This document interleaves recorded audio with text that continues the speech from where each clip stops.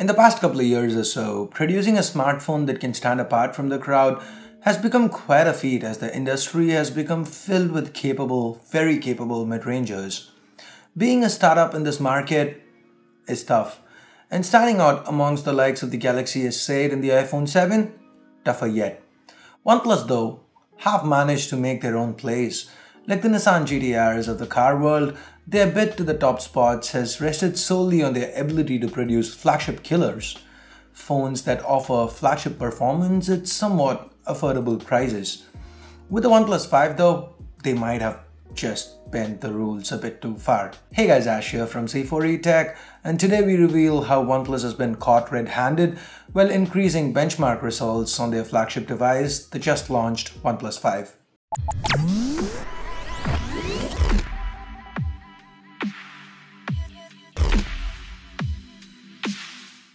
If you're someone who's into customizing your Android phone, you'd probably be aware of the fine folks over at XDA. They love nothing more than to get the most out of their devices. But one of their developers, Mario, a good friend of mine who, if you remember, came out of the fix for the OnePlus 3's initial RAM management issues last year, he's come across something interesting while testing out their review unit of the OnePlus 5. Benchmark scores across a variety of popular synthetic tests showed significantly higher results on CPU scores than those on similar Snapdragon 835 equipped devices like the Galaxy S8.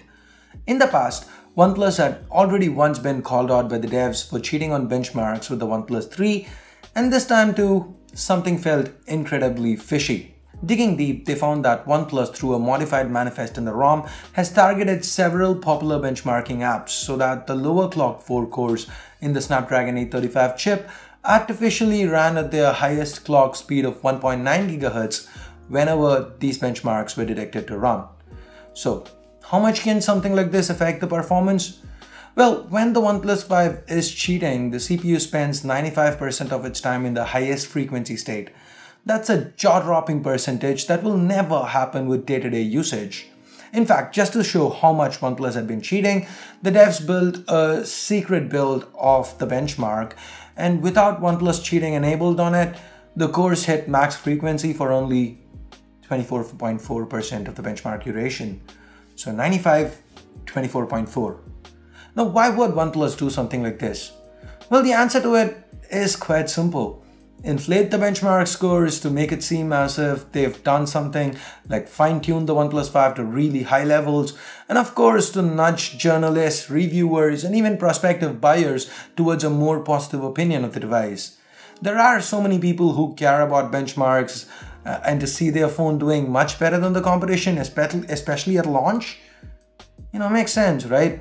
I mean, with a multi-score score of over 6,700 in Geekbench, the performance, if it translated to real-world usage, would have been amazing. Sadly, that score is not reliable, and neither are any of the scores in other benchmark apps that you're seeing currently, like on Antutu, Androbench, GFX Bench, Quadrant, Nanomark 2, and Velamo. This just means that all the reviews of the OnePlus 5 that are out already have scores that cannot be relied upon if you're comparing benchmarks with other phones. So what was OnePlus's response to all this? Well, this is interesting, and they said, and I quote, "People use benchmark apps in order to ascertain the performance of their device, and we want users to see the true performance of the OnePlus 5. Therefore, we have allowed benchmark apps to run in a state similar to daily usage, including the running of resource-intensive apps and games. Additionally, when launching apps, the OnePlus 5 runs at a similar state in order to increase the speed in which apps open. We are not overclocking the device, rather we are displaying the performance potential of the OnePlus 5. Now that entire statement is BS. It's a flat-out lie. There's just so much wrong with the statement that I can't even hope to complete that in the span of this one short video. Locking the cores to the max frequency for benchmarks, that's cheating, because in day-to-day usage, that's something that's never gonna happen. It is not just with the CPU benchmarks. Look at the GPU-intensive benchmarks.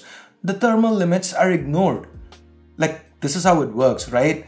When you game, the GPU runs at the max frequency initially. That causes the temperatures to increase, and after some time it lowers the frequency to stop the phone from overheating. But here OnePlus is completely ignoring that. So when GFX Bench runs XDA state that their OnePlus 5 hit 50 degrees Celsius. Think how hot the phone would get if it ran games that way. Games that we'd play for a lot longer than a few minutes that it takes to run a benchmark. This kind of creation of an unrealistic condition just to game the benchmarks, just to cheat it, to inflate their scores, this is exactly what XDA and the rest of our tech community have called OnePlus out on earlier. To see them repeat it again and hope we don't realize it, I mean, how stupid do they think we are? It is just so disappointing. Again, all this doesn't mean the OnePlus 5 isn't a good device or its performance is not up to par. That is stuff that I can only talk about tomorrow. Why OnePlus India feels the Indian audience only watch Indian content, so Indian media should not release content at the same time as global media, blah, blah, blah. Anyway, all I can say is we'll talk about all that tomorrow. Now, as far as the cheating issue goes, now the big question is, will OnePlus pull on their big boy pants and own up to this glaring mistake, or will they continue to keep denying and probably just increase the RAM on their phones the next time around in a last-ditch attempt at diverting the attention of the tech world? What do you guys think? Do you think OnePlus was in the right with regards to what they just did? Do you think it's really unfair and misleading that they're going ahead trying to trick people with higher benchmark scores? Let me know what you think in the comments below. I guess that's it for this quick video. Again, a big shout out to the good folks over at XDA who've come across this and have made us aware of this cheating by OnePlus. So thank you, Mario. And that's it. If you guys hated this video, you know what to do. If you did like it, give this video a thumbs up and hit that subscribe button down below if you haven't already. If you have already subscribed, hit that bell icon to make sure you get notified each time a new video goes live here. That's it. Thanks a lot for watching. Till next time, this here is Ash. You've been watching Safe for Tech and I'm signing off for now. You guys have a great day. Bye-bye.